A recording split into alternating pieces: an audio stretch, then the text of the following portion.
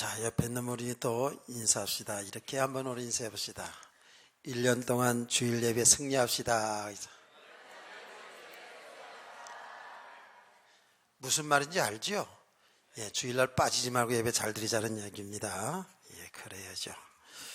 제가 계속 말씀드립니다. 우리 성도들의 이 땅에 살아가는 삶에 있어서 가장 복 있는 자리는 예배의 자리입니다.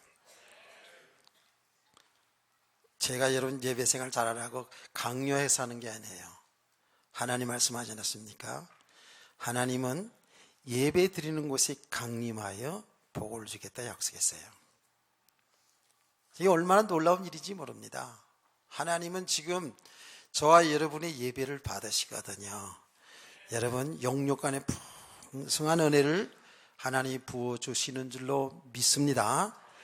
우리 성도들이 정말 신앙이 세워져 가면 갈수록 그 사람이 신앙생활을 오래 했느냐, 성경을 많이 하느냐, 기도를 많이 하느냐, 그것도 중요하지만 정말 믿음의 사람으로 세워져 가면 갈수록에 여러분 이 예배의 자리가 얼마나 복 있는 자리인지 알게 돼요.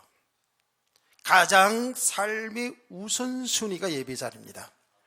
그 어떤 것보다도 더 중요한 자리는 예배 자리입니다. 그러면서 여러분이 예배의 은혜를 받잖아요. 여러분 삶 자체가 이제 하나님과 함께하는 예배 드리는 삶이 되게 돼 있어요. 얼마나 참 놀라운 축복입니까? 그래서 우리 성도들은 지금 예배 생활을 아주 다들 이렇게 잘 하고 계셔서 얼마나 다행인지 모릅니다. 저는 기대가 됩니다. 여러분들이 앞으로 여러분을 통해서 하나님이 그 하실 일들이 기대가 됩니다. 그게 뭐 큰 무슨 역사 이런 것보다는 여러분의 그 믿음이 세워지는 것이 기대가 돼요. 그래서 여러분을 통해서 하나님이 하신 일이 나타날 것이 좀 기대가 되어집니다. 제가 새해 첫 주일 예배를 드리려고 하면서 하나님께 기도하는 가운데 어떤 말씀을 전할까? 뭐 어디를 펴서 말씀을 전해도 복음을 전하는 거지만 그런 생각을 하는 가운데에 이 마태복음 16장 16절에서 20절 말씀, 여러분 제가 설교한 중에 또 가장 많이 설교를 한 중에 한 본문 내용이기도 하지요. 그만큼 우리들에게서 너무 중요한 내용이거든요. 그래서 이 마태복음 16장 13절에 20절 말씀으로부터 우리가 또 한 해 동안 신앙생활을 해나가면 좋겠다라는 것이 마음의 감동이 오더라고요. 여기 지금 이 내용은 되게 신앙생활을 좀 하신 분들은 되게 이 내용을 벌써 다 읽어보면서 다 말씀 읽을 때 내용을 알지요. 또 전혀 또 모르는 분도 있을 수 있고요. 그런데 우리가 내용을 아는 것도 매우 중요하지만 이 내용이, 이 복음의 내용이 우리에게 실상이 되기를 원합니다. 그 실상이라는 말을 너무 어렵게 쓰지 마시고 이 말씀이 우리에게 믿음이 되어져야 돼요. 그래야 우리 인생이 하나님 기뻐하는 삶을 나타내고 살아갈 수가 있는 것이거든요. 자, 이 말씀을 이렇게 쭉 읽고 여러분들이 아는 바에 의하면 이 말씀을 통해서 우리가 볼 수 있는 게 뭐냐면 우리 하나님, 우리 예수님의 관심이 어디 있는가를 알 수 있죠. 그렇죠? 예수님의 관심이 어디 있는가. 잘 생각 들으세요. 과연 우리의 관심은 예수님의 관심과 같은 관심을 가지고 있는가? 이거 봐야 돼요. 우리는 주님의 관심과 전혀 다른 관심을 가질 수 있어요. 주님이 보는 것을 우리도 볼 수 있어야 되는데 우리 주님이 보는 것과 우리 보는 것은 완전히 다를 수가 있어요. 그러니까 주님의 관심이 내 관심이 되고 주님이 보는 곳에 내가 보는 눈이 열려지면 그 사람은 신앙생활이 되어지겠죠. 근데 전혀 다를 수 있습니다. 이제 오늘 본문 말씀을 통해서 우리의 관심을 잘 좀 살펴보시고요. 또 오늘 말씀을 통해서 우리들의 그 신앙의 성향, 우리들의 그 성향, 혹은 색깔이라고도 얘기할 수 있겠죠. 우리들의 그 신앙의 색깔, 여러분 삶의 어떤 색깔들은 어떤 것인가 하는 것을 볼 수 있기를 바라요. 자, 그전에는 이런 얼핏 얘기했습니다만은 여러분 좀 살펴보시기를 바라고요. 또 오늘 이 본문의 말씀을 통해서 보면 우리가 받은 축복이 무엇인가를 잘 얘기해 주고 있습니다. 여러분, 우리가 받은 축복을 계속 여러분 말씀드렸습니다만은 우리가 받은 축복, 우리가 지금 그리스도를 지금 알아가는데 얼마나 그 큰 축복인지 알아가야 되겠죠. 그래서 이제 오후 시간에까지 이제 계속 이 말씀을 할 건데, 제가 오후 시간에는 여러분들에게 정말 천국 열쇠를 줄 겁니다. 주님이 주신 것을 제가 대신해서 줄 거예요. 그러니까 오후 시간에 천국 열쇠를 받길 원하는 분은 점심때 밥을 다 해드릴 테니까 밥 드시고 기다리세요. 이번에 이 천국 열쇠를 제대로 못 받고 가시면 평생 후회가 될 수도 있습니다. 저는 여러분 공갈 협박이 아닙니다. 실제로 제가 여러분들에게 천국 열쇠를 다 하나씩 나눠줄 겁니다. 그러면 기다리세요. 행운의 열쇠일 거예요, 아마. 금으로 만드는지 은으로 만드는지는 여러분이 이따가 오후 시간에 이제 보시면 알 겁니다. 기대하시면 되겠고요. 이런 놀라운 이 말하자면 하나님의 비밀들이 오늘 본문 속에 잘 나타나 있습니다. 이것을 오늘 오전 오후 시간을 통해서 좀 잘 이렇게 알아가시면 좋겠습니다. 자, 오늘 내용 속으로 한번 들어가 보자고요. 예수님께서 12명의 제자를 선발했죠. 그렇죠? 12명의 제자를 선발했습니다. 좀 이렇게 사역하는 가운데 보면 12명뿐만 아니라 70명의 전도자들을 세워서 주님과 함께 사역했던 것을 보게 되지요. 12명의 사람들을 제자라고 이렇게 얘기합니다. 또 70명의 사람들을 제자라고 얘기합니다. 그런데 우리 성도들은 알아야 됩니다. 우리 모든 성도들은 넓은 의미에서 다 주님의 제자입니다. 전도자들입니다. 아멘. 나와는 상관없는 얘기처럼 들으면 안 돼요. 우리 삶은 정확하게 주님이 원하시는 삶을 살아야 되거든요. 자, 여러분이 말씀드렸지 않습니까? 주님이 하시는 일을, 하나님의 그 뜻을 나타내는 그 일 속에 저는 목사로 부름 받아서 목사의 직을 하는 것이고, 여러분들은 어떤 사업가로 혹은 선생님으로 어떤 직장인으로 어떤 의사로 여러 가지 다양한 직업과 기능을 가지고 있어요. 근데 하나님은 그것 가지고 여러분이 이 땅에서 먹고 살고 삶을 사는 것으로 끝나는 것이 아니라 그 삶을 통해서, 그 직업을 통해서, 그 기능을 통해서 하나님의 뜻을 이루어가길 원하는 거예요. 그게 축복이라는 거예요. 그래서 내 인생이, 내 삶이 하나님이 하신 일을 나타내는, 이 복음을 드러내는 그 일 속, 더 구체적으로 말하면 하나님이 구원하시는 그 일 속에 우리 학생들의 공부가 있어야 되고 여러분의 삶이 있어야 된다, 그 말이에요. 이것을 바로 깨닫고 여러분 일생을 살아가는 사람들이 복 있는 사람들이요, 행복자요. 아멘. 이게 제자의 삶이에요. 이것도 모르고 그냥 교회 다니면서 무조건 잘 돼보겠다고 무분히 쳐다보면 많은 부작용이 일어납니다. 구원받고도요. 이것도 모르고 그냥 신앙생활하다 보면 사실 뭐라 하지? 헛다리 짚은 거예요. 이런 사실도 모르고 신앙생활하면 관심이 주님의 관심과 주님 보는 거하고 벌써 방향이 틀려져 있는 거죠. 그러니까 가면 갈수록에 신앙생활이 어려워져 가게 되어 있습니다.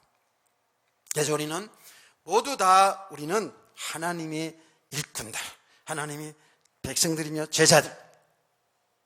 그래서 제가 여러분이 이런 말씀을 드리지 않았습니까? 목사만 성직이 아니라 여러분이 하는 일도 다 거룩한 성직이라고 해요. 여러분이 그리스도 예수 안에서 이런 믿음을 속에서 여러분이 집에서 밥을 지고 설거지하는 것도 그게 다 성직이에요. 다 거룩한 일이에요. 교회에서 말씀 전하고 봉사하고 헌신하는 것만 하나님이 기뻐하는 일이 아니고 여러분의 모든 삶 자체가, 숨쉬고 살아가는 그 삶 자체가 거룩한 일이고 하나님 영광을 받으신 줄 믿어지면 아멘 합시다. 그렇게 믿고 아멘을 해야 돼요. 예수님은 이렇게 제자들을 선발해서 하나님이 하신 일을 잘 모델적으로 잘 드러냈을 뿐이에요. 꼭 그 사람들만, 꼭 어떤 특정한 사람들만 복음 전하는 일이 하나님이 하신 일이 하는 게 아니라고 말이죠. 12 제자들과 함께 하나님 나라의 복음을 전하는 일을 주님이 하시다가 지금 빌립보 가이사라 지방에 이르라 그랬어요. 이거는 동네 이름이에요. 그렇죠? 그쪽 지역의 동네 이름입니다. 여기에서 제자들에게 물었습니다. 사람들이 인자를 누구로 하느냐라고 물었습니다. 그 사람들은 지금 이스라엘 백성들을 얘기하는 거예요. 좀 더 구체적으로 말하면 예수님의 사역을 할 때에 많은 사람들이 예수님을 따라다녔죠. 오늘날 말하면 교회에 다니는 사람이라고 말할 수가 있어요. 우리는 예수님 당시에 얼마 많은 사람들이 예수님을 따라다녔는지는 오병이의 기적의 역사가 일어났을 때에 그 숫자라는 것이 나오거든요. 그러죠? 오병이의 기적의 역사 아시죠? 물고기 2마리, 보리떡 5개를 예수님이 기도하시고 떼어주는데 남자만 5,000명 먹었더라고 성경은 기록하고 있죠. 또 4,000명 먹은 또 사건도 있어요. 이런 사건들이 나옵니다. 그러면 예수님 당시에 얼마나 많은 사람들이 따라다녔는지를 알 수가 있겠죠. 그때 그 기적의 역사 일어날 때만 그런 것이 아니에요. 예수님이 사역 때 보세요. 보통 예수님이 사역하는 그 현장에 사람들이 그렇게 수많은 사람들이 예수님을 따라다녔습니다. 5,000명이었더라고 하는데 우리가 그 숫자를 대략 어느 정도 따지죠? 대략 예수님 당시에 그 사람들의 숫자를 보통 한 2만 명 정도를 추산합니다. 왜 그러냐? 이 이스라엘 백성들이 이 숫자를 세는 그 보면 구약성에서 보면 남자는 5,000명이었더라고 할 때는 보통 20세 이상을 세월을 걸 얘기합니다. 20세 이상. 구약시대 그런 거 나오잖아요. 그렇죠? 군대를 가는데도 항상 20세 이상. 숫자를 셀 때 20세 이상을 이렇게 숫자 세웁니다. 여자하고 어린아이들은 세지를 않았어요. 여자하고 어린아이는 세우지 않았어요. 제가 남자를 이렇게 강조하는 거예요. 지금 무슨 의미인지 좀 잘 들으시기 바라요. 이 이스라엘 역사도 보면 우리나라 풍습과 거의 비슷한 게 많거든요. 굉장히 가부장적인 이런 게 굉장히 많아요. 여자는 수에 넣지 않았어요. 여러분이 기분 나쁘라고 얘기하는 게 아니에요. 그런데 그게 복음의 오해가 되면 다 그럴 수가 있어요. 그리스도 예수 안에서 이 복음을 바로 이제 알고 보니까 뭐라고 나옵니까? 그래서 예수 안에서는 남자나 여자나 종이나 자유인이나 헬라인이나 유대인이나 다 그리스도 안에서 뭐예요? 하나고요. 형제 자매고요. 아멘. 여기 뭐 빈부, 귀천 이런 게 없는 거예요. 그런데 이제 이스라엘 백성들도 그랬다고요. 자, 그러면 거기에는 남자는 5천 명이니까 어린아이들, 여자분들 하면 뭐 대략 2만 명 이상이 되는 거죠. 이 숫자 계산하려고 얘기하는 게 아니라 지금 수많은 사람들이 예수님을 따라다니면서 예수님의 설교 듣고 예수님의 사역을 보고 그러지 않았습니까? 오늘날 이것은 예수님 당시처럼 오늘날도 교회에는 많은 사람들이 지금 다니고 있습니다. 그런 거예요. 그래서 예수님이 저 사람들이 나를 이렇게 따라다니는 저 사람들이 나를 누구라고 하느냐라고 이렇게 질문을 던졌지 않았습니까? 예수님 몰라서 그럴까요? 예수님이 그들이 어떤 생각 가지고 따라다니는지를 몰라서 그랬을까요? 알아요. 예수님은 하나님이신데 모를 리가 없죠. 안다니까. 아는데 여기는 굉장히 중요한 의미들이 있어요. 자, 여러분, 제가 수요일 날은 편안하게 이제 뭐 오늘도 편안합니다만은 어르신들이 이렇게 우리 수요일 날 오전 예배 많이 나오잖아요.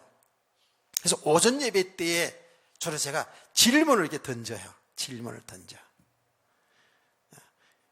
던지면 되게 대답을 잘 안 하지요. 알아도 겸손해서 안 하고, 대답했다가 틀리면 망신할까봐 안 하고, 잘 안 해요. 대답을 잘 안 해요. 그런데 얼굴 보면 좀 귀찮아해요. 좀 짜증내기도 해요. 자신심 상해하는 얼굴이 나타나요. 나 다 알거든요, 부여하면서. 그래도 굳이 한 번씩 이렇게 하는 게 있어요. 그게 뭔지 아세요? 그게 학습 효과예요. 무슨 말인지 알죠? 질문을 하고 이렇게 하면 주의가 집중이 안 되고 있잖아요. 집중이 안 되고 딴 생각하고 딴청하다가도 질문하게 되면은요 집중하게 된다니까. 다. 넌 나한테 물어보지 않을까? 정신을 바짝 차리게 된다니까. 그래서 내가 질문을 있다고 하고요. 질문하고 그게 이제 답하고 하는 그 과정 속에서 굉장히 마음이 남을 수 있어요. 정말입니다. 가슴에 평생 남을 수도 있어요. 그래서 좀 약간은 싫은 척하지만 제가 이렇게 한다고요. 그게 학습 효과라는 거예요. 그러면서 동시에 더 영적인 건 뭐냐 하면 예수님이 몰라서 그런 것이 아니라 제자들도 효과적으로 복음을 가르치기 위해서예요. 제자들이 어떤 상태를 또 잘 드러나기 위해서 그렇게 해서 그런 사람들의 동향을 통해서 더 강력한 주님이 하고 싶은 메시지가 있는 거예요. 자, 어쨌든 물었어요. 그랬더니 제자들이 자기들이 들은 대로 아는 대로 얘기를 해줍니다. 사람들이 세례 요한 같다고 합니다. 들어는 엘리야 같다고 합니다. 또 어떤 사람들은 에레미야 같다고 합니다. 어떤 사람들은 선지자 중에 한 사람 같다고 말을 합니다. 라고 이렇게 대답을 했다고요. 일단 인범 한번 질문해 볼게요. 맞는 답이에요? 틀린 답이에요? 맞는 답입니까? 틀린 답입니까? 이거 봐. 말하기 싫어하잖아. 약간 짜증내잖아. 그냥 계속 설교나 하세요. 이런 얼굴이잖아. 틀린 답이에요. 틀린 답이라고요. 세상의 사람들이, 그 많은 사람들이 예수님 따라다니는데 예수님이 누군지를 지금 정확히를 모르고 다녀요. 지금 모르고 다녀요. 여러분, 교회를 다니면서도 지금 현재 교회를 다니면서도 이럴 수가 있다라니까.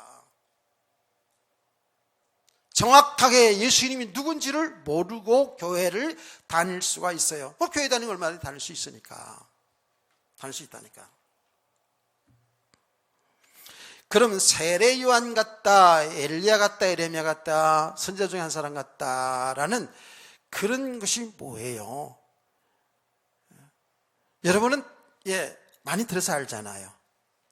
예수님의 사역에 나타난 모습이 세례 요한 같기도 하고 엘리야 같기도 하고 에레미야 같기도 하고 말씀을 가르치는 사람이니까 선지자 중에 한 사람 같다라고 당연히 그렇게 생각할 수가 있어요. 그러면 조금 그것이 부연 설명이 필요한 게 뭐냐 하면 엘리야, 세례 요한 같다라고 처음 얘기했잖아요. 세례 요한의 사역은 어떤 것이었죠? 세례 요한은 구약의 마지막 선지자인데요, 이번은 엄청 강력하게 메시지를 했습니다. 어느 정도 그 사회,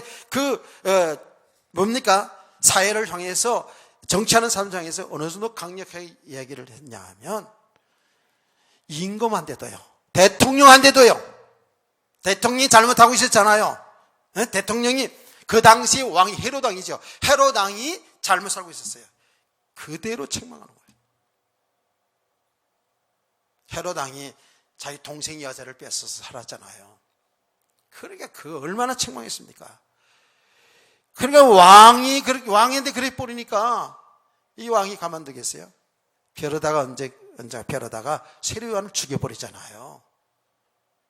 세례 요한이 이렇게 강력하게 했습니다. 그 당시에 모든 공무원들에게 세금 포탈하지 말라고 막 대대로 책망하고요. 모든 군인들에게 강포하지 말라고, 포악하게 하지 말라고, 막 독사의 자식들이라고 막 이렇게 외치면서 강하게 설교를 했다고요, 세례 요한이. 근데 예수님의 사역 중에 그런 부분이 있잖아요. 그렇죠? 예수님의 사역 중에 그 당시에 바리새인과 서기관들 지도층을 향해서 얼마나 무섭게 했습니까? 이 독사의 자식들아, 회치를 안 보던 것 같다, 외식하는 바리새인들의 서기관들이요, 막 이렇게 했잖아요. 그래서 제가 종종 이 얘기하잖아요. 예수님처럼 이렇게 싸나와야 된다고. 나는 너무 착해가지고 알긴 아는데 그렇게 싸납게 못해가지고 문제라고. 내가 그런 거 예수님처럼 그렇게 사납게 막 사납다니까 무슨 악하다는 그런 개념이 아니잖아요. 예수님은 이 바리새인들, 서기관들, 그 당시 백성들이 얼마만큼 육신에 묶여 살아가는지, 얼마만큼 복음도 없는데, 믿음도 안 되는데 믿음 있는 척하고 거룩한 척하고 아는 척하고 그러는지, 예수님이요, 그들을 향해서 아주 강력하게 그들의 영적 상태를 드러나지 않았습니까? 이게 중요하거든요. 오늘 말씀을 통해서 우리들의 영적인 실상, 우리의 믿음의 상태를 밝히 볼 수 있는 은혜가 있기를 원합니다. 우리 나 신앙이 오래 했으니까 다 된 것처럼, 뭘 아니까 아는 것처럼 천천만만의 말씀이에요.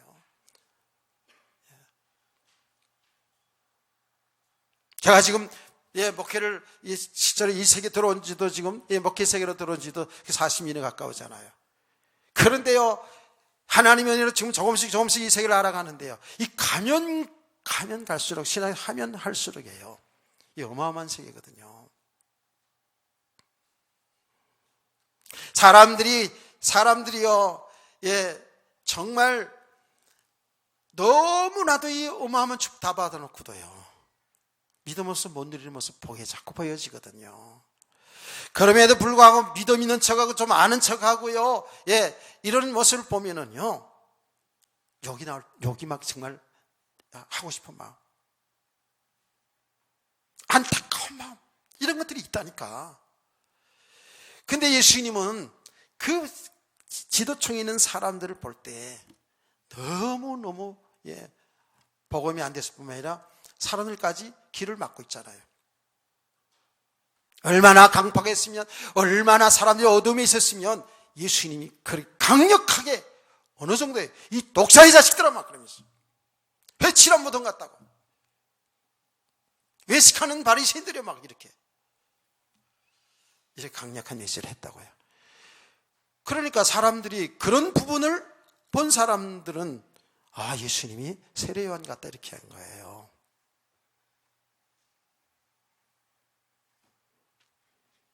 엘리야 같다고 그랬습니다. 여러분, 엘리야 그러면 우리 성도들 생각이 딱 뭐가 떠오릅니까? 엘리야 선지자 얘기하면 뭐 생각이 나요?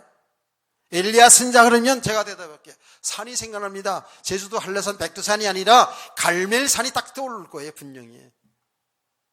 엘리야 그러면 막 능력 행했던 선지자 여러분 알잖아요. 갈멜산에서 뭐 했냐고요? 갈멜산에서 이방 바알 선지자 아세라 선지자와 함께 어떤 신이 참신이냐를 대결하는 사건이 나오지 않습니까? 그때에 엘리야스는 850년간 대결하는 가운데 엘리야 선지자가 하나님 앞에 기도할 때 하나님이 불이 내려와 제단을 다 태워버리게 되고, 하나님이 살아계심을 똑똑히 본 이스라엘 백성들은 저 바알 선지자, 이 아시라 선지자들, 저들이 거짓 선지자라고 그들을 돌로 쳐 죽이지 않습니까? 이런 놀라운 사건들을 비롯해 가지고 많은 능력을 행했어요. 예수님의 사역도 하나님이 말씀한 증거한 것이 아니라 이런 많은 능력의 역사들이 일어나지 않았습니까? 아까도 말했습니다마는 오병의 기적의 역사를 일으키고 죽은 자도 살려내시고 불이도 걸어가시고 바람도 풍랑도 잔잔케 하시는 이런 놀라운 기적의 역사들을 본 사람들, 그걸 좋아하는 사람들, 엘리야 같다고 얘기했습니다. 에레미야 선지자는 어떤 선지자였습니까? 에레미야 선지자는 그 이스라엘 백성들을 향해서 눈물로 하나님의 말씀을 전했던 선지자예요. 그 백성들을 정말 보니까, 이 영적인 상태를 보니까 너무나도 이 이스라엘 백성들이 우상숭에 빠져 있고요, 너무 세상에 죄악에 물들어 있는 그 백성을 향해서 눈물로 호소했습니다. 하나님은 이레미야 선지자에게 말했습니다. 저 백성들이 나를 바로 섬기지 아니하면 하나님이 재앙을 내리겠다고요.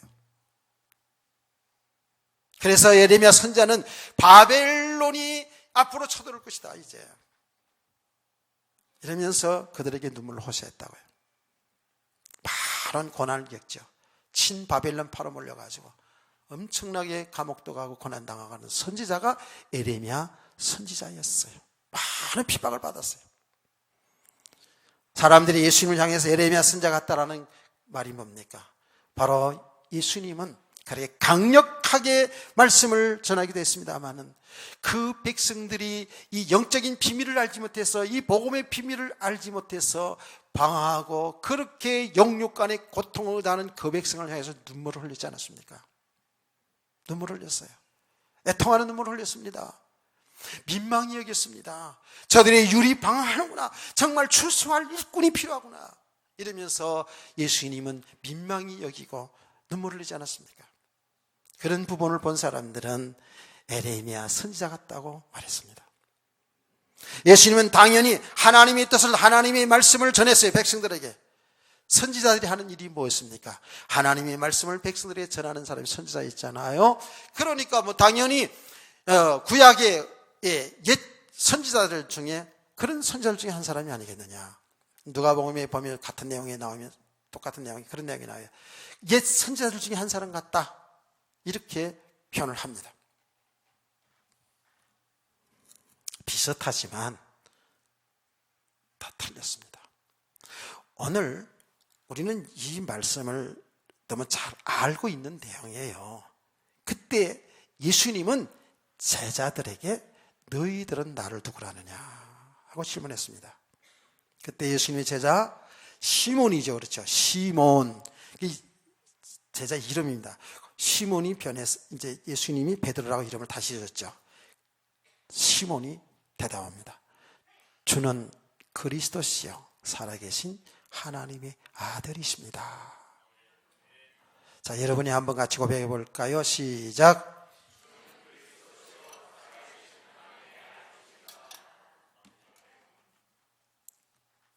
이 고백을 하니까 바요나 시몬아 내가 복이 있도다. 이를 알게 한 것은 혈류가 아니라 하늘에서 내 아버지라고 했거든요. 자, 이 말씀을 우리가 들어가기 전에 우리들이 신앙생활 하는데 각 사람들의 성향을 알 수가 있어요. 다 성향이 있어요. 성향이란 뭐죠? 그의 어떤 성품과 그들이 어떤 것을 지향하고 사는지, 어떤 것을 좋아하는지가 볼 수가 있죠. 그 많은 사람들이 예수님을 따라다니는데 예수님을 보는 것이 사람마다 틀려요. 어떤 사람들은 세례요한 같다, 엘리야 같다, 에레미야 같다, 선지자 중 한 사람 같다라고 하는 것은 그 사람들이 어떤 성향을 볼 수가 있어요. 무슨 말인지 아시겠어요? 어떤 사람은 예수님이 아주 강하게 그냥 독사의 자식들아 이 마귀 새끼들아 이러면서 막 설교하는 거를 되게 좋아하는 사람이 있단 말이에요. 되게 막 시원하다 시원해. 예? 여러분 우리 안에도 다 그렇다니까. 어떤 사람은 막 책망으로 설교하려면 책망 받으면서도 웃으면서 화사 시원하다 시원하게 느낀 사람이 있어요. 근데 어떤 사람들은 이렇게 강하게 설교를 하면 말이에요, 상처받아. 좀 살살해도 되는 걸 왜 저렇게 소리 질러가면서, 근데 간간히 욕대해가면서 왜 저렇게 해? 막 이럴 수 있다니까. 제가요 옛날에 시골에서 목회할 때 저는 설교가 좀 방역이 있나요? 방역이 있어요? 대답 안 해도 좋아요. 나름대로 제가 방역이 있다고 생각했던 사람이니까. 지금 방역이 문제가 아니고 뭐 부드럽게 하는 게 문제가 아닌데 어쨌든 제가 좀 약간 은혜가 충만해서 그런지 하여튼 간에 좋은 말로 설교를 그냥 방역 있게 막 했어요. 그랬더니요 그 군 부대 대대장이 제일 높은 분이 있었어요. 그분의 부인이 신앙생활했는데 통해서 얘가 들은 얘기입니다. 제가 전도사 때 그때 단독 목회를 하지 않았습니까? 전도사님 방역기 설교 좋다는 거예요. 그렇게 얘기했대요. 그래가지고 부대 부하들 다 데리고 있잖아요. 거의 다 데리고 그 교회 와서 군인들 쫙 있었다니까. 몇십 명이 부대 교회에서 나왔어요. 그 나중에 이분이 서울 쪽으로 나와가지고 교회 다니는데 어디를 나가냐고. 나중에 그 이제 여집사님이 저를 방문해가지고 물어봤더니 저 강서로 옆에 경양교라는 데가 이제 아시는 분 아실 거예요. 거기 있잖아요. 그게 담임 목사님인지 원로 목사님 되셨는데 그분이 엄청 강력하게 하거든요. 난 그분 교회의 부교육자하고 같이 기도를 해서 만난 적이 있는데 그 목사님은요 부교육자들 많은데 큰 교회거든요. 많은데 마음에 안 들잖아요. 다 세워놓고 무릎 막 깐대요. 그냥 이 새끼들 이러면서 이따 이러 할 거야 막 이러면서. 저는 한 번도 까본 적 없어요. 저 이렇게 착한 사람이라고요. 그렇게 아주 거의 군대식으로 그렇게 막 한대요. 그런데 그분 목회자들이 굉장히 좋아했습니다. 영적 좀 깊이도 있고요. 그 교회를 찾아서 갔대요. 왜? 그 군인이다 그런 게 맞는 거야. 군인이다. 성향을 얘기하는 거예요 지금. 저 서울의 모 교회입니다. 모 교회, 큰 교회입니다. 옛날에 국무총리까지 나갔던 교회입니다. 그게 목사님은 설교 중에 쌍욕이 막 나가. 막 2년 전년 막 나가요. 제가 언젠가 하면 그 교회에 들어가서 이제 뭔가 알아보기 위해서 설교를 듣는데요. 설교가 내가 민망해 죽겠어. 설교 듣는데 내가 민망하더라니까. 이야, 이 욕쟁이 목사네 그냥. 얼마나 욕을 잘하나. 근데 성도도 시험 들지 않고요. 아직 그게 아멘 하면서요. 그럼 지식이 높고 낮고 이런 것도 없어요. 아니 거기 총리가 나갔던 교회라니까. 그 총리가 그게 장로였어요. 근데요 그런 욕하는데도요 아멘.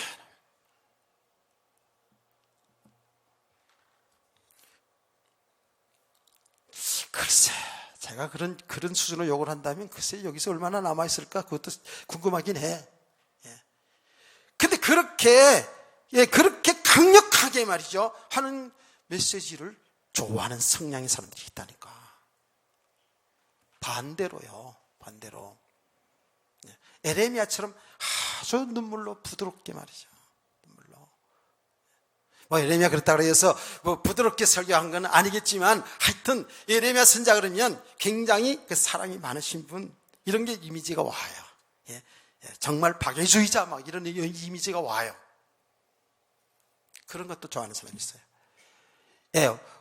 인천의 모 교회입니다. 그분은요 목회자 사이에서는 설교 잘 못하기로 소문난 목사님이었어요. 지금 원로 목사님입니다. 그런데 엄청 큰 교회예요.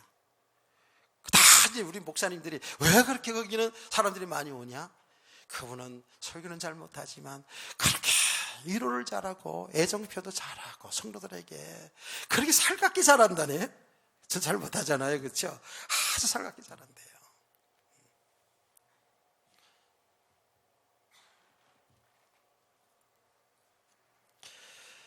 내가 생각할 때는 권사님들 나이 많은 권사님은 다 안아주고 막 이러고 그런 걸 잘한 것 같아. 그렇게 사랑이 많으시다는 거예요.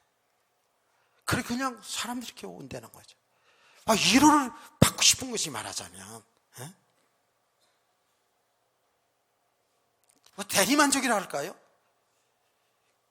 그러니까 설교 자체도 그렇게 이 사랑에 대한 요한 사도처럼 그렇게 하신다는 거예요. 그러니까 그런 거 좋아서 이제 많이 오겠죠. 성량. 엘리야 같다라는 건 뭐예요? 엘리야는 능력 행했잖아요. 그러니까 목사님 사역의 설교뿐만 아니라 뭐 그냥 역사가 막 일어나. 암병도 막 떨어지고 말이지. 감기 걸렸어 그러면 감기 나가 그러면 그냥 나가고 막 이런 역사가 일어나고 기적의 문 역사가 일어나는 거 이렇게 좋아하는 사람들 다 좋아하는 것 같지만 그거 다 좋아하는 건 아닙니다. 이런 사람들은 그런 쪽으로 많이 가겠죠. 당연히. 사람들의 성향, 사람들이 좋아하는 것. 사람들은, 저와 여러분은요, 그래요. 내가 좋아하는 것, 내가 보기를 원하는 것, 내가 듣기를 원하는 것만 보고 듣기를 원해요. 여러분 안 그런 것 같으죠? 그렇습니다. 그래서 내 성향에 맞지 않은 메시지가 나오면은요, 그게 복음을 위해서 주는 것인지 아닌지 그것도 상관없이 기분 나빠해요. 그랬었어요, 안 그랬었어요? 그렇다니까. 지금도 내가 만약에 여기에서 무슨 상욕을 이렇게 했다고 합시다. 바로 목사가 강단에서 했단 말을 해. 그러면서, 여러분 얼굴 표정이 분명히 달라질 겁니다. 그러면서 어떤 사람들은, 맞아. 우리가 욕 들어먹어도 싸. 이러면서 시원해 할 사람도 있을 거야. 안 그래요? 이게 성량이거든요. 그런데 이런 성량을 통해서 하나님의 교회에 많은 문제가 일어날 수 있어요. 여러분 이게 다 뭔지 아세요? 정말 복음을 바로 알지 못하면 전부 자기 생각, 자기 성향, 자기 기준을 따라 신앙생활하기 때문에 개인도 신앙생활에 실패하게 되고 하나님의 교회에도 문제가 생기고 이런 거예요. 깨닫기를 축원합니다. 우리가 정확하게 이 복음을 바로 알고 복음 속으로 들어가면 들어갈수록 성향, 성품 무너져요. 어디 나라와 민족도 무너진다니까. 깨닫기를 축복합니다. 여러분 중국과 우리나라가 이 사드 문제 때문에 엄청 갈등이 있었잖아요. 역사적으로 사실은요, 다 좋게 살기 위해서 그렇죠. 우리나라도 중국에 대한 많은 한이 있는 나라 아닙니까?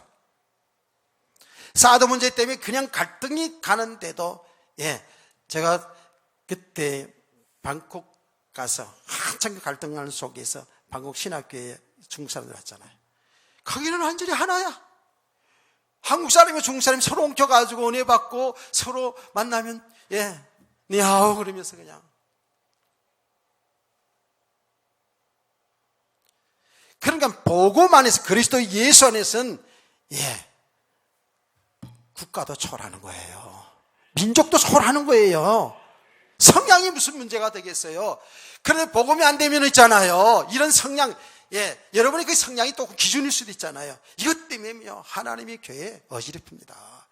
그래서 왜 하나님의 교회에서 영남이 있고 호남이 있고 이게 왜 있습니까?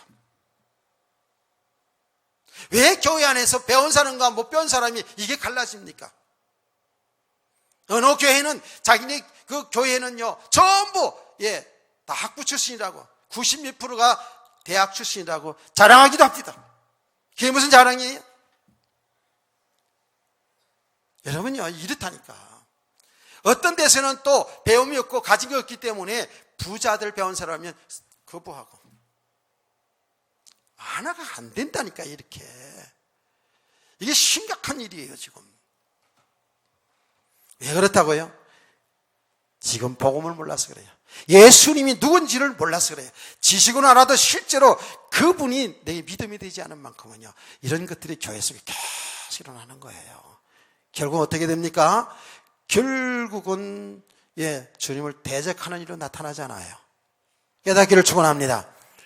바로 이렇게 복음을 알지 못했던 세례요한 같다, 엘리야 같다, 에레미야 같다고 선지자 중에 한 사람 같다 하는 이 사람들이 예수님을 배반하는 겁니다. 예수님을 대적하는 겁니다. 나중에 그렇게 다 나타났잖아요. 보기에는 전부 교회에 다니는 사람 같았어요. 보기에는 다 예수 따라하는 사람 같았어요. 그들이 어느 정도 예수님을 좋아했습니까? 그들은 예수님을 자기들의 왕으로 섬기려고까지 이렇게 추대하려고 했던 사람들이 인간적으로. 그런데 이들이 예수님을 배반합니다. 복음이 안 되면 이래요.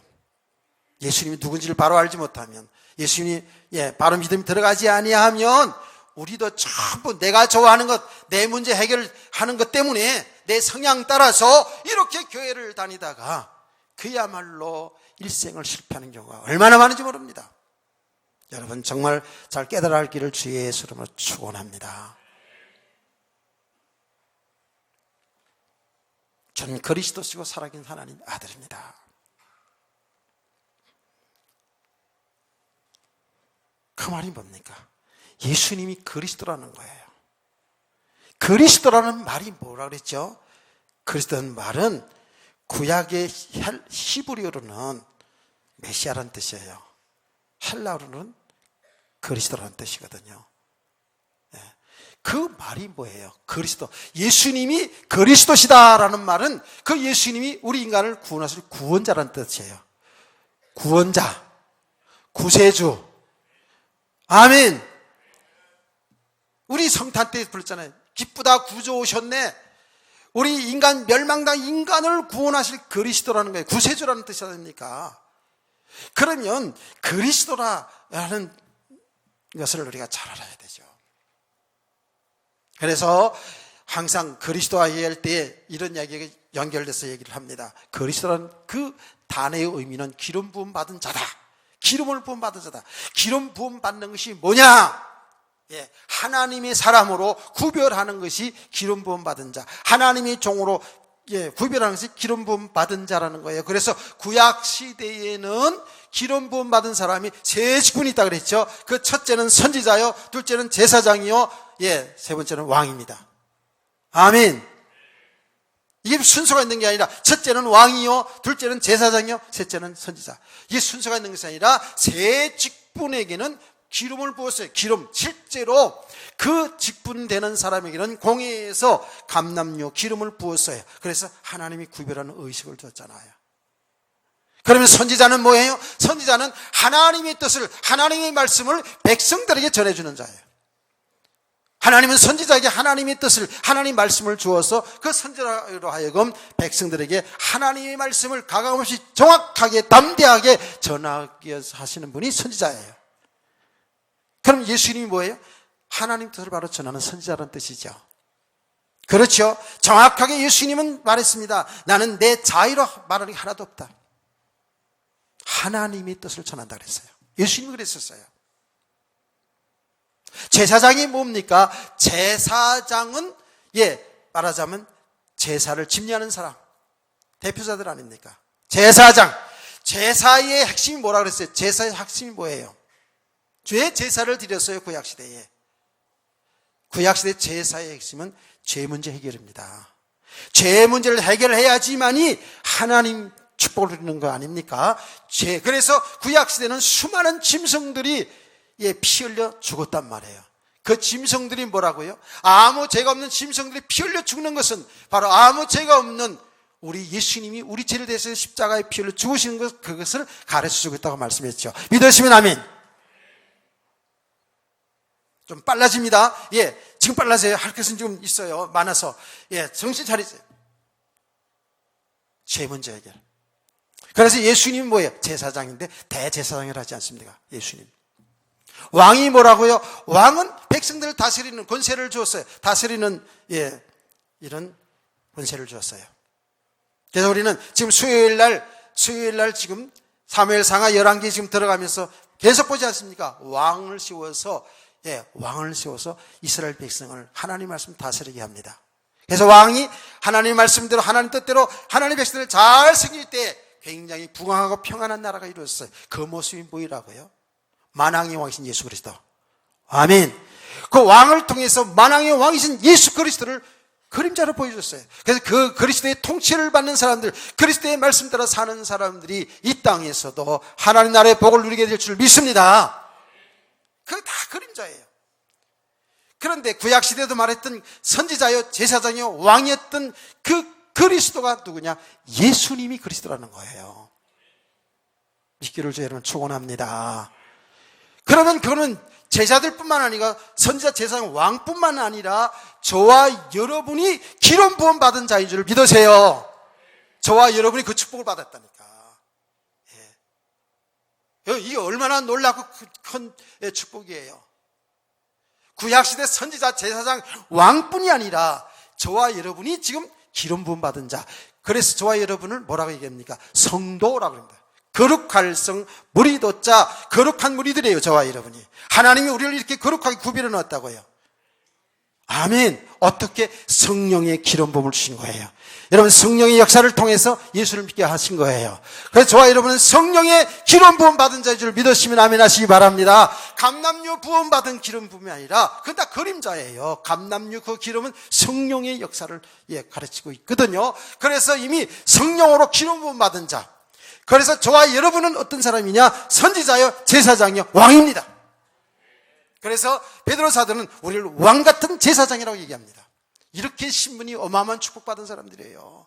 저와 여러분이. 자, 왕의 표시를 좀 해보세요. 왕. 어깨를 펴세요.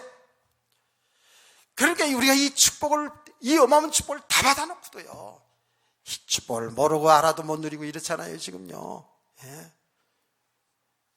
예수님이 그리스도라는 거예요, 이렇게.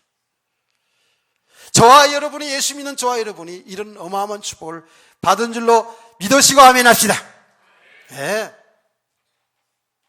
그분이 뭐라고요? 하나님의 아들이라는 거예요. 예수님이 하나님의 아들. 우리와 똑같은 사람이지만 하나님의 아들이라는 거예요. 그 하나님의 아들이라는 게 뭐라고 그랬죠? 하나님이라는 거예요. 내가 일부 예배에서도 어떤 권사님에게 물어봤어요. 이렇게 얘기했어요.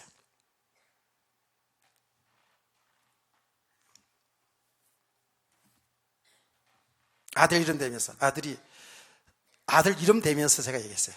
그 아들이 사람 새끼요, 말 새끼요? 이렇게 물어봤어요. 근데 사람 새끼죠? 당당히 얘기해요.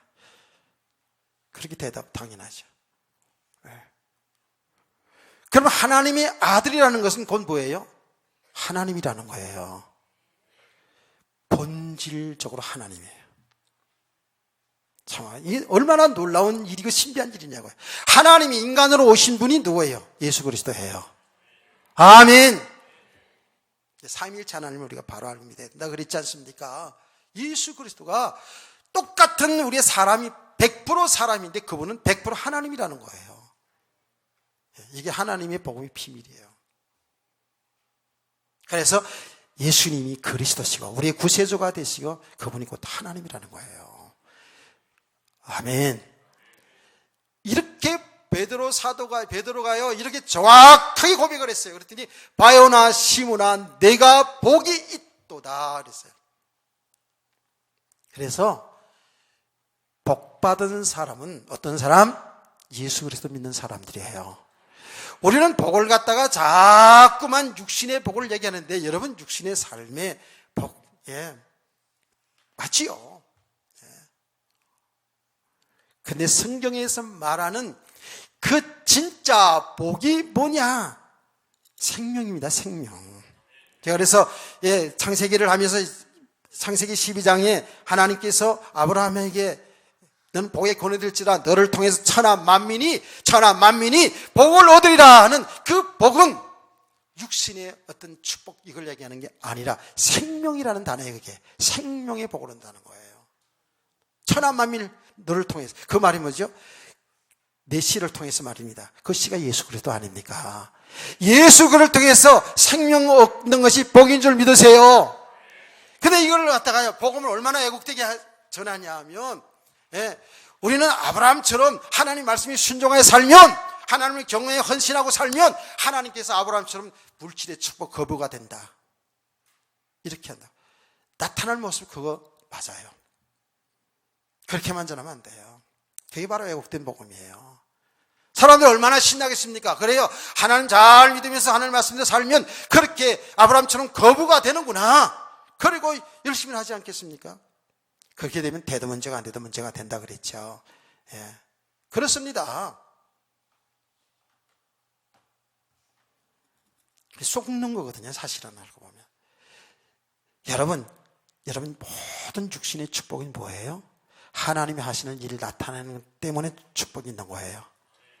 아니 그러면 가난한 건 그런 아닌가? 아니죠. 가난함을 통해서 어려움을 통해서 하나님이 하신 일을 나타내는 게 그게 복이라고요. 이거 우리 바로 알아야 되거든요. 육신의 구약 성령에 특별히 있는 육신의 축복이라는 말씀이 많이 나옵니다. 예. 그래서 여러분 다윗 왕 때 솔로몬 왕 시대 때 이스라엘 백성들이 최고로 부귀영화를 누리지 않습니까? 그 부귀영화를 통해 어마어마한 부귀영화를 누렸거든요. 예. 우리가 상상할 수 없는 만큼 그렇게 부강한 나라였었어요. 작은 나라인데 열강을 다스리지 않았습니까? 그게 뭐라고요? 이게 하나님의 나라의 부유함이 어떤 것을 보여준 거예요. 그게 목적이 아니에요. 깨닫기를 축원합니다. 그러니까 여기서 예수님께서 바요나시면 내가 복이 있다는 말은 바로 예수를 바로 알고 믿는 사람은 생명을 얻는다는 거예요. 그 생명이 뭐예요? 영원한 생명이에요. 영생입니다. 영생입니다. 설교 지금 다 결론 다 왔어요. 다 같이 요한복음 3장 16절을 다 같이 한번 신앙 고백으로 암송해 볼까요? 시작. 하나님이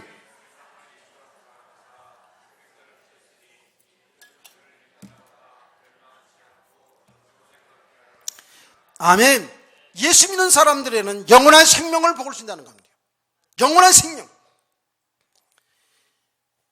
이게 너무너무 사람들이요, 여기에 그냥 아멘이 나와야 되고 막 강력해야 되는데 늘 듣던 말씀이라 그렇죠. 이미 속으로는 다 강력하고 있죠. 영원한 생명을 얻다. 좀 더 구체적으로 예수 믿는 사람들의 축복이 뭐예요? 이제는 죄인이 아니고 의인이 됐다는 것. 그래서 이번에 뭡니까 마지막 주일 송우영 스님의 신년 감사 예배 4번의 집회를 통해서 여러분 들었지 않습니까? 죄인이 의인이 되었고요, 사망 저주 아래 있던 우리가 영원한 생명을 얻었고요, 우리 신분이 정말 몰랐는데 마귀의 종로로 타고 살았던 우리가 하나님의 자녀가 되었고요, 이 땅에 부동산이 얼마냐 이런 정도가 아니라 하나님의 나라를 유업으로 받은 자예요. 아멘. 우리는 이미 예수 믿는 순간에 우리는 하늘 보좌에 앉힌 거예요. 누가 함께? 그리스도와 함께. 하나님의 선물 아닙니까 그게? 하늘 보좌에 우리가 있다니까. 우리의 생명, 우리의 이름이 하늘나라 생명록에 기록되어 있는 줄 믿으세요. 어마어마한 거예요 우리가. 그러니까 예수 그리스도를 바로 알고 이렇게 믿음으로 고백하는 자가 얼마나 축복인지 어마어마한 거거든. 자, 이제 결론. 오늘의 제목이잖아요. 반석 위에 세우는 교회거든요. 그러면 반석 위에 세우는 교회라 예수님이 말했습니다. 이제는 너를 시몬을 하지 말고 베드로라 그랬어요. 베드로란 뜻은 반석이란 뜻. 반석이 뭔지 아세요? 반석. 반석에는 말 그대로 움직이지 않는 큰 바위, 큰 돌 아시겠죠? 큰 돌이라는 거예요. 그 위에 내 교회를 세우겠다는 거예요. 우리 교회도 아마 반석을 이렇게 튼튼하게 해가지고 세웠을 거예요. 반석의 교회를 세우겠다. 제가 여러분 어릴 때에 저희 앞집에 집을 짓는 이야기를 한 적이 있습니다. 집을 지었는데요, 동네 어른들이요, 낮에는 일하시고 밤에 모여가지고 집을 지었는데 이만한 무거운 쇳덩어리 있는지 하여튼 무거운 거 있잖아요. 아주 묵직한 거에다가 밧줄을 여러 줄을 이렇게 달았어요. 달아가지고 사람들이 노래를 부르면서 찬송가는 아니고 하여튼 간에 노래를 부르면서 그 집을 지었는 기초를 세울 것을 단단히 다지더라고요. 다지잖아요. 그렇죠? 어른들 아시죠? 그 어른들은 달구라고 그러는데, 그런데 그 뭡니까? 장례식 가는데 무덤 파놓고도요, 거기 들어가가지고도 그거 하더라니까?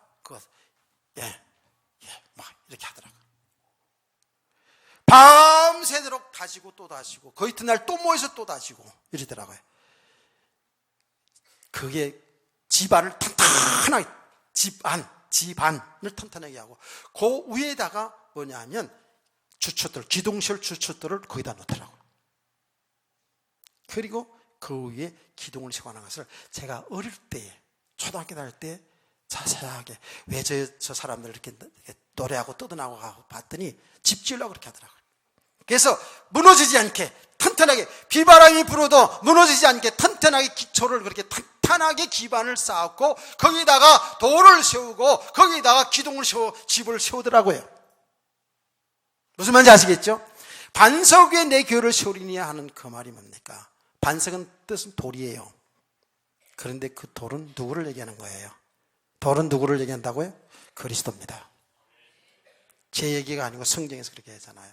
성경에 반석 돌이 그리스도인 것을 여러분들에게 얘기하지 않습니까? 여러분요, 광야 생활할 때 아시죠? 광야 생활할 때 이스라엘 백성들이 사막에서 물이 없어서 막 원망풀며 난리치니까 하나님께서 모세에게 어떻게 했어요? 저 반석 위에 지팡이를 두드리라는 거예요. 지팡이를 치라는 거예요. 그래서 모세가 반석 위에 치니까 어떻게 해요? 그 생수가 터져 나왔습니다. 할렐루야. 그 생수가 터져나와가지고 요만큼 찔끔찔끔 바위에서 나온 것이 아니라 생수가 폭포수처럼 터져나와가지고 그 이스라엘 백성들 한 200만 이상 이스라엘 백성들과 가축들을 그냥 다 먹이고 살렸어요. 생명수지 않습니까? 예수님은 이 이야기를 제자들에게 가르치셨어요. 자기하고 생수, 반석이 터지는 생수라고. 할렐루야. 반석이 그리스도예요. 그리스도 예수 안에서만 영원히 목마르지 아니하는 생명의 떡과 생수가 터져나오는 줄 믿으시면 아멘. 이게 그리스도예요. 반석. 에베소서에 갈라디아서에 서신서에도 많이 나오고요. 또 베드로사서도 베드로전서 2장 5절 유명한 말씀 있잖아요. 그리스도는 산돌이라고 표현하지 않습니까? 그렇습니다. 그 그리스도 위에 여러분의 신앙과 삶이 세워져가기를 축복합니다. 아멘. 여러분의 인생이 이렇게 그리스도의 반석이에요. 그러니까 그리스도를 아는 정도가 아니고 고백 정도가 아니라 여러분 그리스도와 이런 뿌리가 내려져야 돼요. 그래서 뿌리가 그 반석이 흔들리지 않는 반석이 돼야 돼요. 왜 그래요? 우리의 사상, 우리의 어떤 생각, 이것이 우리 인생을 결정하잖아요. 공산 사상이 뿌리 내리면 공산주의 활동할 수밖에 없어요. 안 그래요? 우리 봉건주의 사상, 우리 대한민국 봉건주의 사상이 얼마나 뿌리 깊이 내렸습니까? 지금도 남자는 하늘, 여자는 땅입니까? 이런 사상들이 박혀 있다니까. 이 남존여비 사상 이런 것들이 얼마나 박히는지 몰라요. 그래서 우리도 어려운 중에 모르게 우리 삶 속에서 나는 남자인데 이런 것들이 나오잖아요. 그게 뭐예요? 그게 뿌리가 내려졌기 때문에 삶이 그렇게 나타나는 거예요. 그리스도가 우리에게 뿌리가 내려져요. 그리스도가 반석이 돼야 돼요. 그 그리스도 위에 우리의 집을 세워가기를 원합니다. 그리스도에 여러분의 인생을 설계해 나가야 된다니까. 그리스도에 여러분의 삶이 이루어져 나가야 된다니까. 그런데 난 놀라운 사실은 이 말씀을 묵상하는 가운데 예수님이 이미 제자들에게 마태복음 16장이 나오기 전에 이미 이런 말씀을 다 가르쳐주면서 지금도 확고하게 지금 다져가고 있구나. 그랬어요. 이런 말씀을 다 가르쳤어요. 반석에 세운 집이 돼야지 비바람이 몰아쳐도 무너지지 않는다. 모래 위에 세운 집은 아무리 훌륭하게 지어도 물길에 쓱 오면 바람이 불면 모래 위에 지은 집은 다 무너지잖아요. 바닷가에 가서 연애하면서 모래성 많이 싸봤잖아요. 그것도 못 싸봤다고요? 바빠가지고. 그런 거예요. 이게 마태복음 산상보원에서 이미 다 가르쳐줬어요. 반석에 집을 지읍시다. 모래성 쌓지 맙시다. 바닥에서 모래 쌓고 그런 얘기가 아니에요. 여러분요, 정말 그리스도가 반석, 그리스도로 우리 믿음이 세워지지 아니하면 신앙생활 오래 한 것이 모래 지은 집 같이 될 수 있어요. 그 어느 날 비바람 불면, 비바람이 안 불어도 어느 환란 핍박 안 들어도 누가 말 한마디 상처만 줘도 막 무너지잖아요. 안 그래요? 그게 버려진 집이죠. 내 삶에 조그만 어려운 일이 오면 그 어려운 일 때문에 신앙생활이 그냥 무너지잖아요. 교회 나가봐도 별거 없는 일은 있다는 소리 하면서 그 사람이 나빠서 그런 게 아닙니다. 믿음이 안 돼서 그래요. 그리스도가 내게 반석이 안 돼서 그래요. 무너진다니까 자꾸만 흐트러진다니까. 그래서 이미 우리는 모래 위에 지은 집 있잖아요. 여러분요. 그거 다 무너지고 흐트러지고 기초를 다시 시작한 거 아닙니까 우리가. 그리스도 위에서 우리 신앙을 세워가고 있어요. 이게 믿음의 과정이에요. 영혼회를 지속합시다. 예, 그리스도로 다져간단 말이에요. 계속 날마다. 이제 이 이야기는 오후 시간에 계속하면서 진짜입니다. 주신 축복을 뒤에 엄부의 권세가 이기지 못하고 내가 천국 열쇠를 내게 주리니 이 부분을 우리가 풀어가야죠. 이 부분 풀어가면 이 여러분은 신앙생활의 삶에 큰 대박 다 터질 거야. 기대하시라 오후 예배를. 아멘. 자, 찬송가 204장을 찬송 부르며